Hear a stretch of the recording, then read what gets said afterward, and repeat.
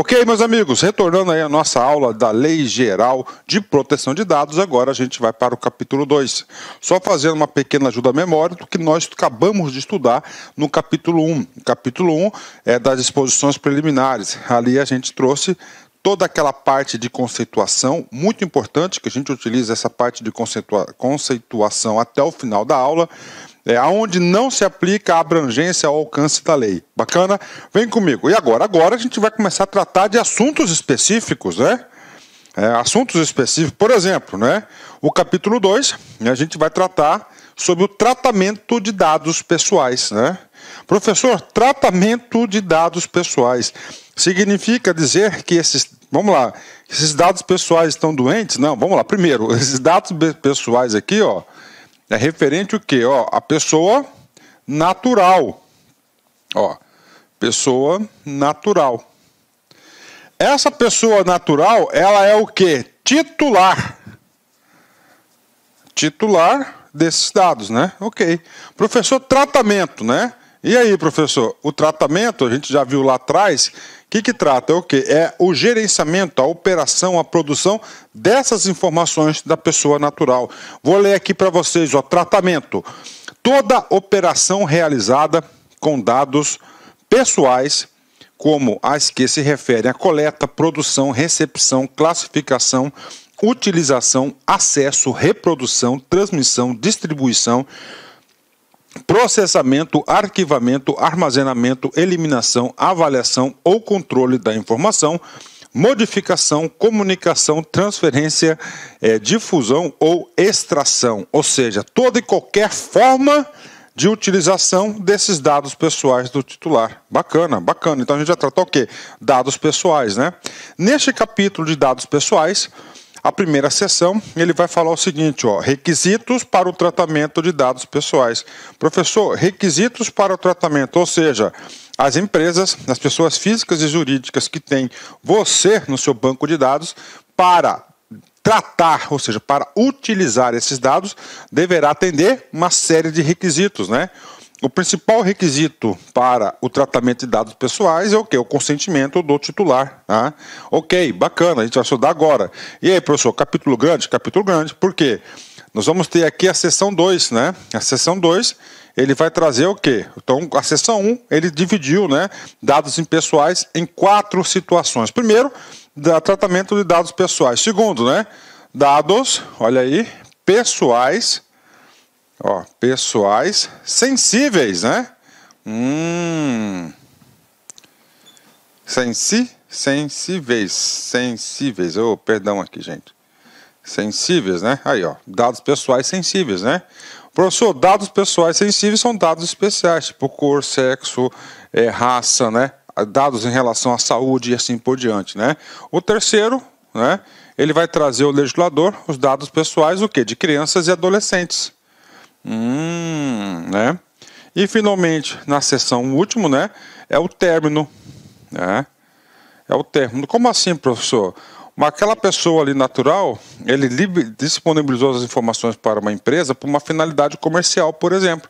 A finalidade comercial, ela se extinguiu. E aí, pessoal, aí, ao término dessa informação. Então, a gente vai estudar esses dados aqui. Muito importante, tá? Eu considero esse capítulo 2 aqui um dos capítulos mais importantes porque ele vai trazer um regramento aí muito especial, principalmente para as empresas, né? Professor, Lei Geral de Proteção de Dados, né? Ó, Lei Geral, então, quer proteger o quê? As nossas informações. Ó, a ideia, a concepção, os motivos por que o legislador fez necessário a edição dessa lei, né? O que acontecia?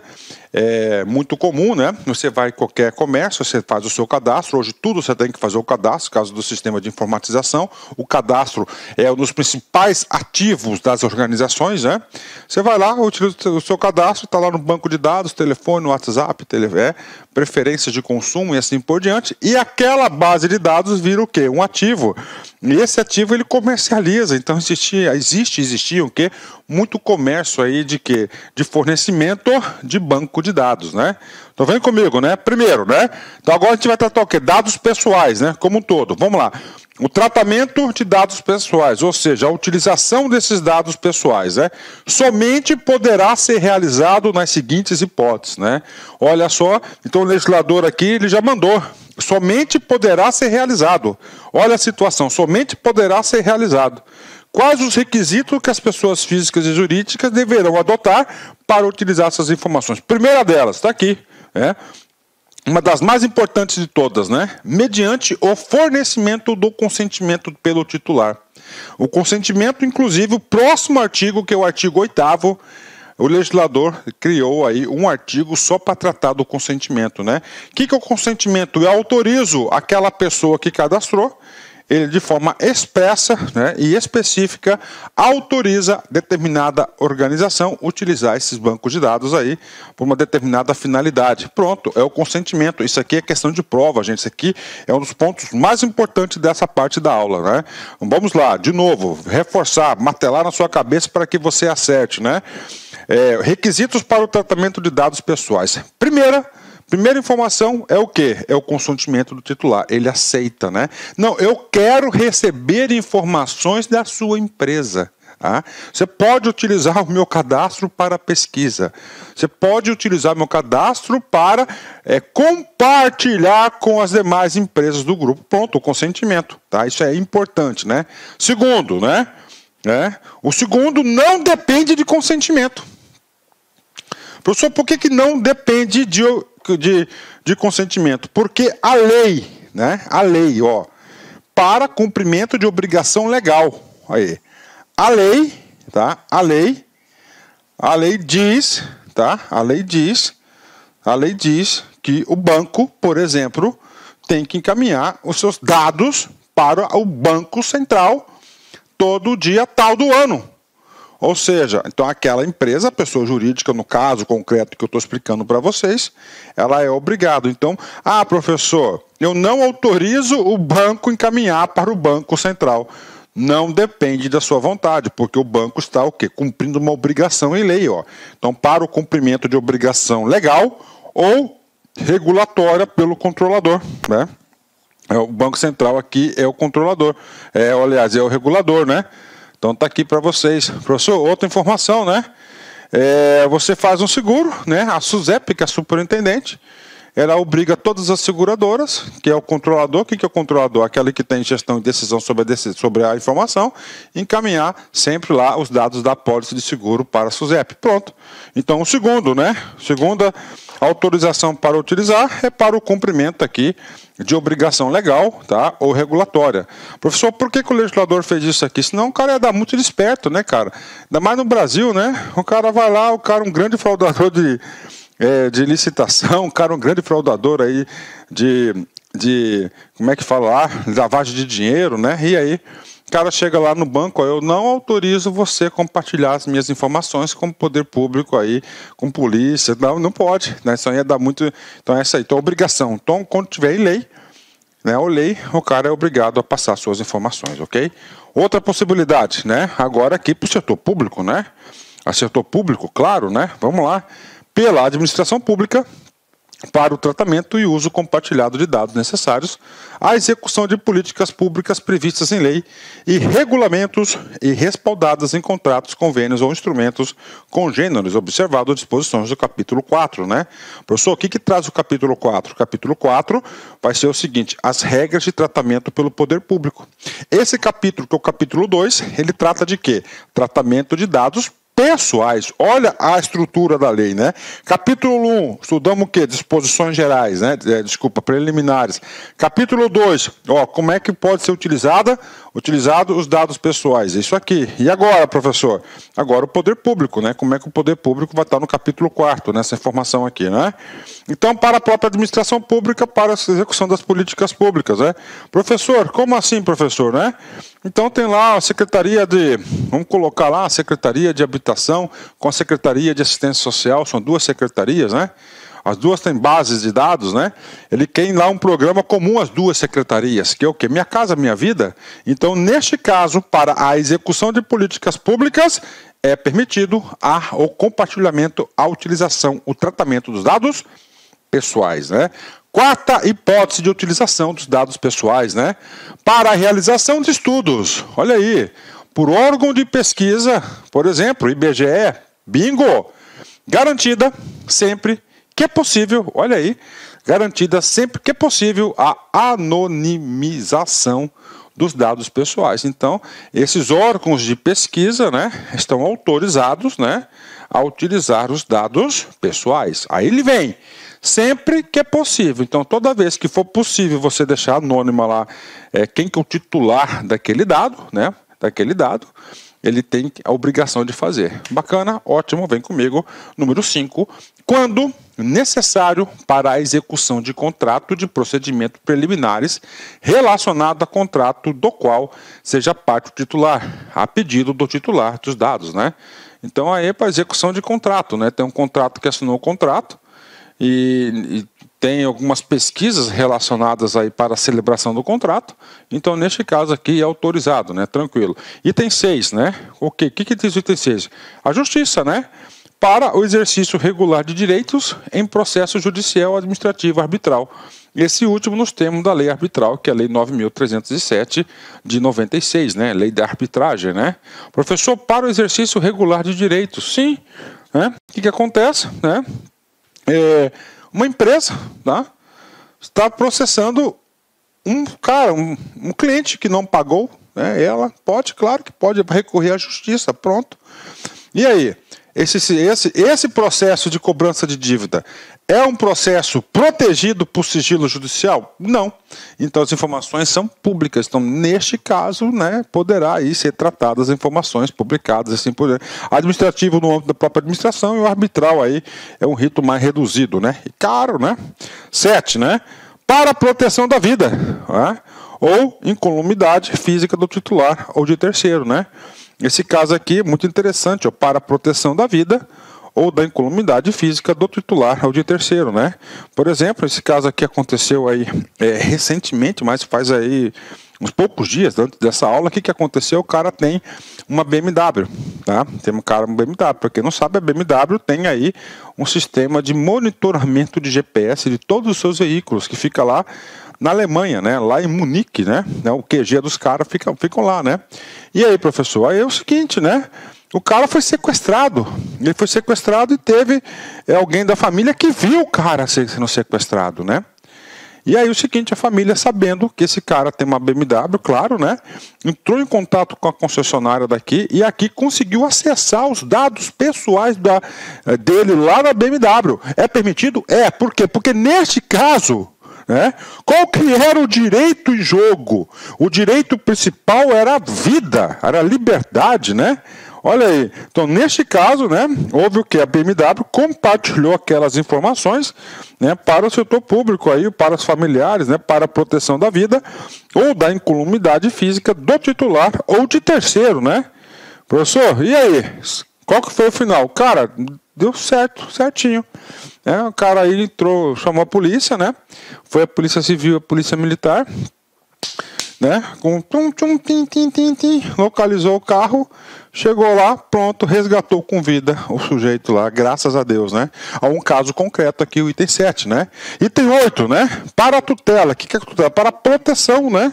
Proteção da saúde, exclusivamente em procedimento realizado por profissionais de saúde, de serviço de saúde ou autoridade sanitária, né? Olha aí, ó, para a tutela da saúde, para a proteção da saúde, né? O que acontece, né? O cara, ele sofreu um acidente. Ponto, tá lá, né? Ele vai para o pronto-socorro.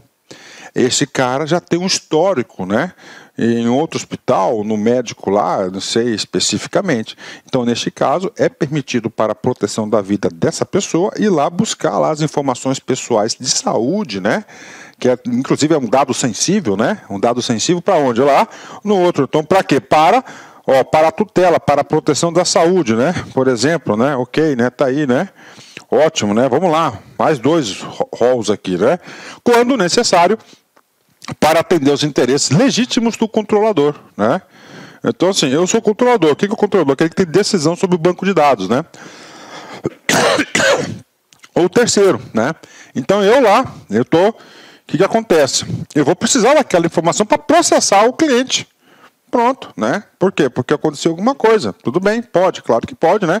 Exceto no caso de prevalecerem direitos e liberdades fundamentais do titular que exijam a proteção de dados pessoais. Bacana, né? Então tá aí.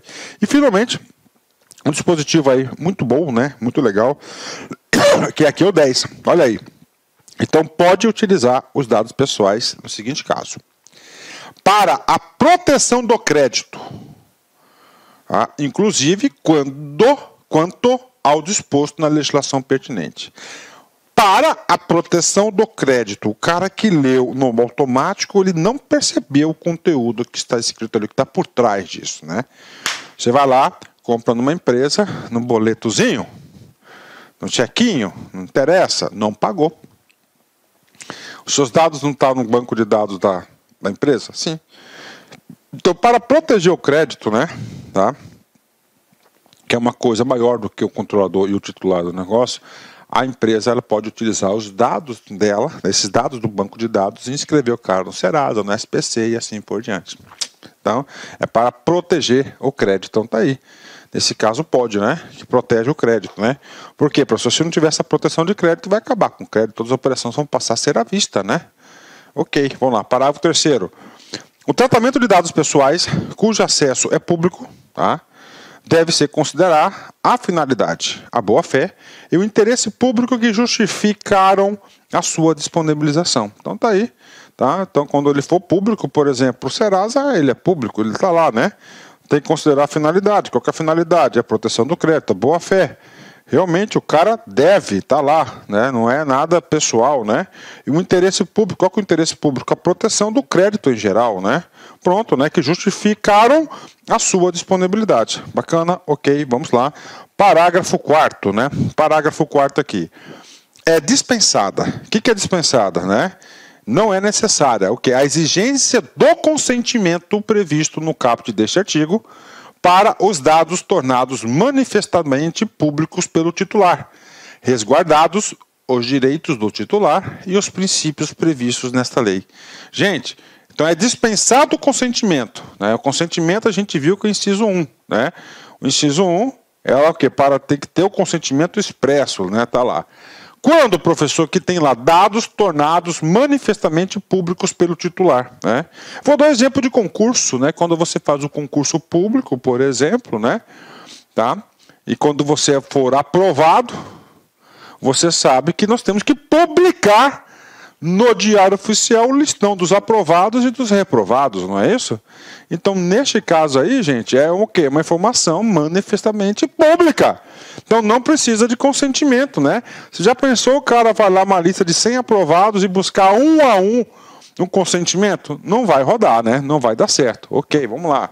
5. O controlador que obteve o consentimento referido no inciso 1 do caput desse artigo, que necessitar comunicar ou compartilhar dados pessoais com outros controladores, deverá obter consentimento específico do titular para esse fim, ressalvadas as hipóteses que dispensa de consentimento previstas nessa lei, né?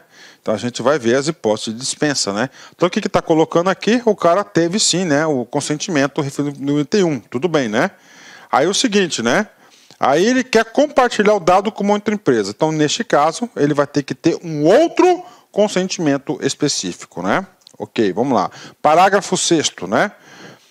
A eventual dispensa da exigência do consentimento não desobriga os agentes de tratamento das demais obrigações previstas nesta lei.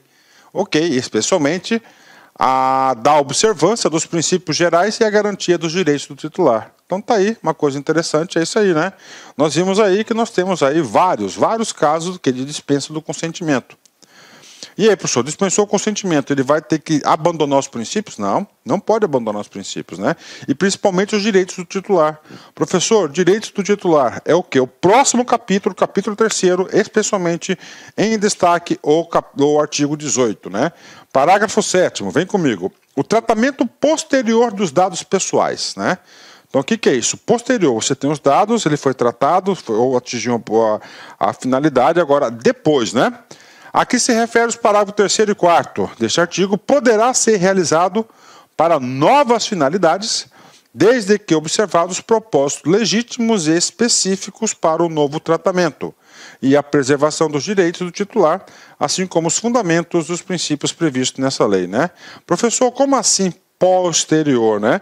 Você comprou um carro, bacana, houve o quê? Uma relação comercial, comprou, bacana, emitiu a nota, é seu, né? Tratamentos posteriores, garantia, né? Revisão, né? Então, claro, é o quê? É um direito legítimo. Esse aí que se enquadra aí no parágrafo anterior. Pronto, bingo, tá? E agora, artigo 8º, tá? Gente, tratamento de dados pessoais, tá? Você tem que saber duas coisas. Primeiro, regra geral, tá? Em regra geral, necessita do consentimento.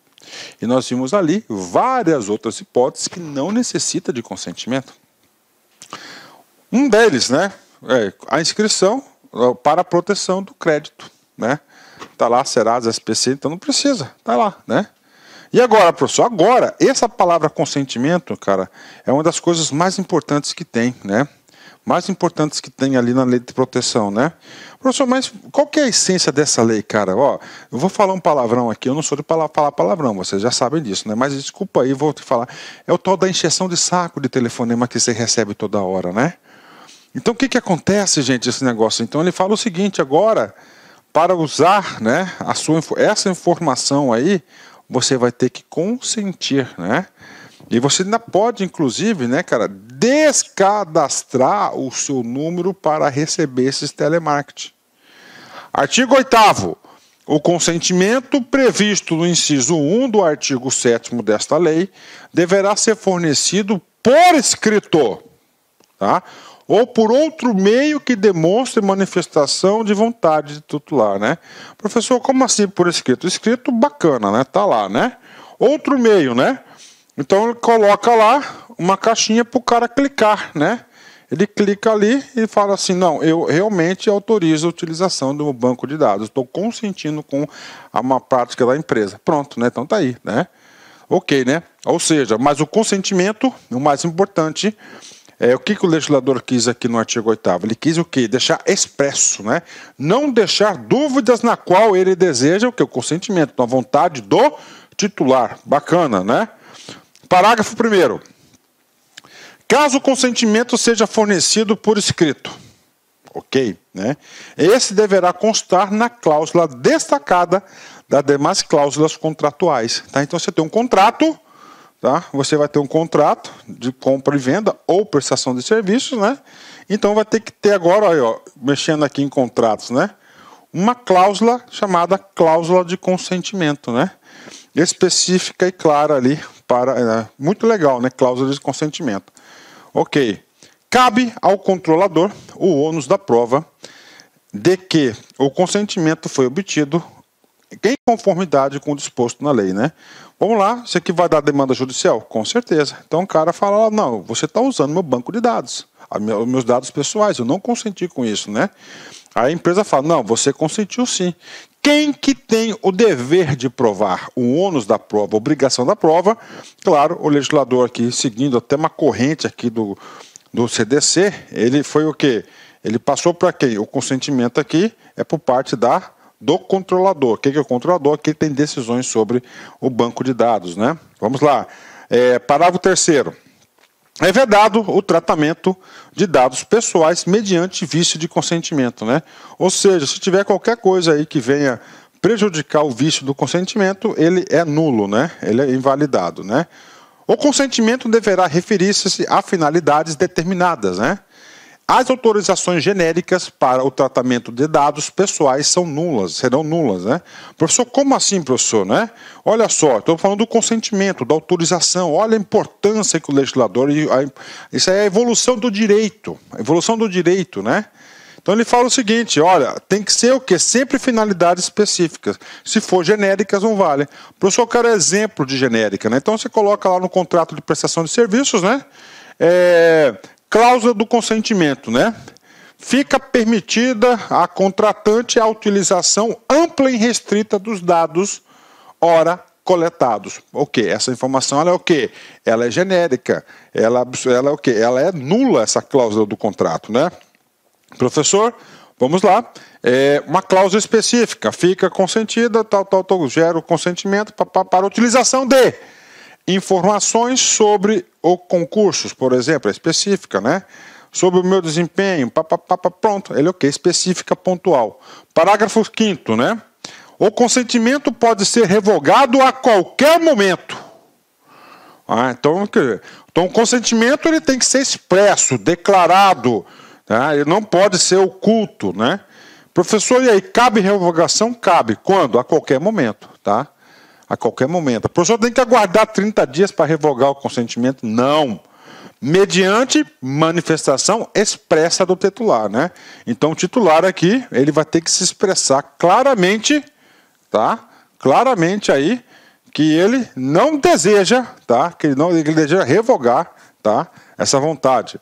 Por procedimento gratuito e facilitado, ratificados nos tratamentos realizados sob amparo do consentimento anteriormente manifestado, enquanto não houver requerimento de eliminação, nos termos do inciso 6º do artigo 18, né? Ok, né? Então, o artigo 18, ele vai ser o quê? Lá dos direitos. Então, ele pode ser revogado? Pode, tem que ser expresso, né? Vontade expressa. 6º, né? Vamos lá.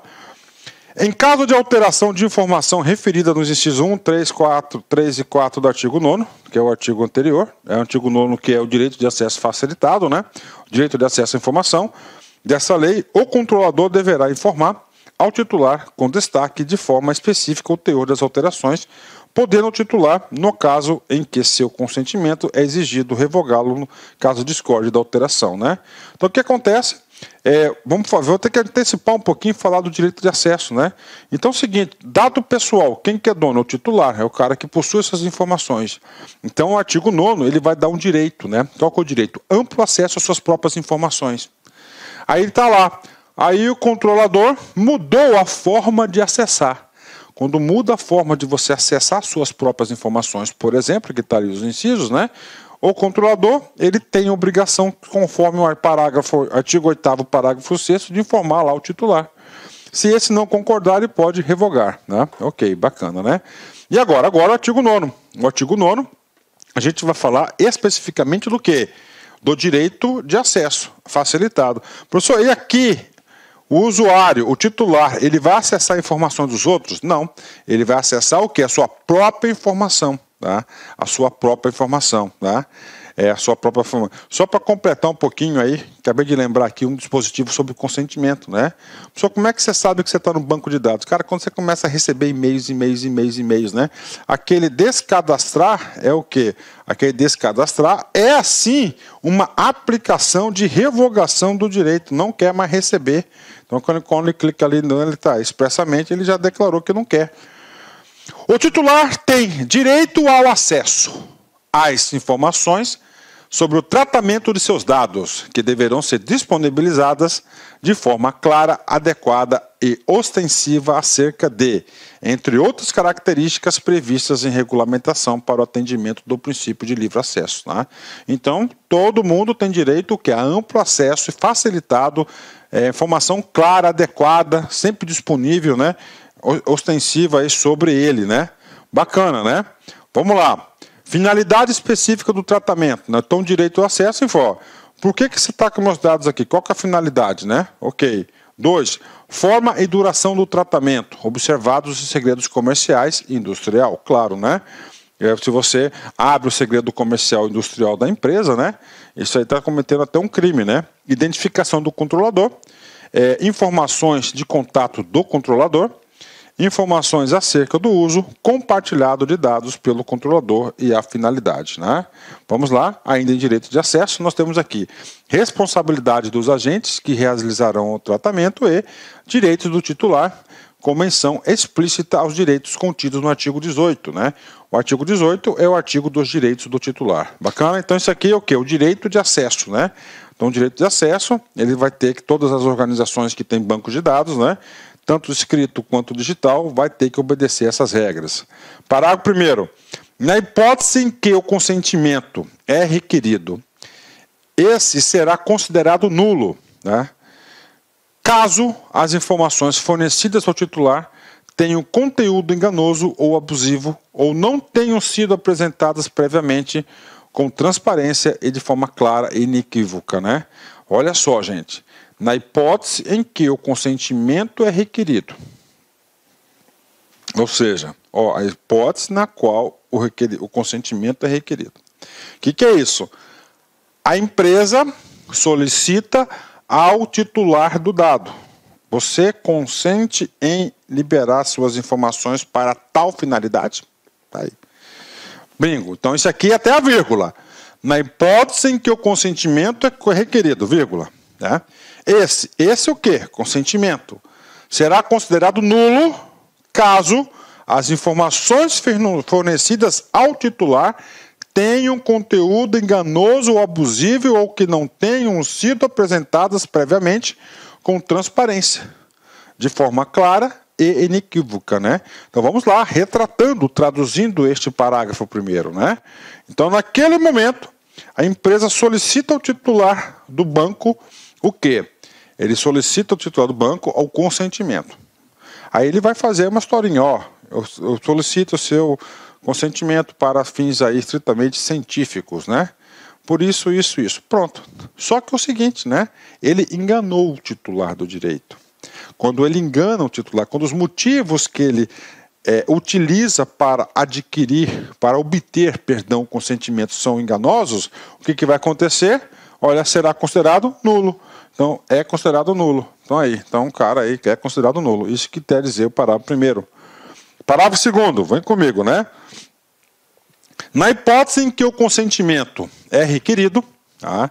Se houver mudanças na finalidade para o tratamento de dados pessoais não compatíveis com o consentimento original, o controlador deverá informar previamente o titular sobre as mudanças de finalidade, podendo o titular revogar o consentimento caso discorde das alterações.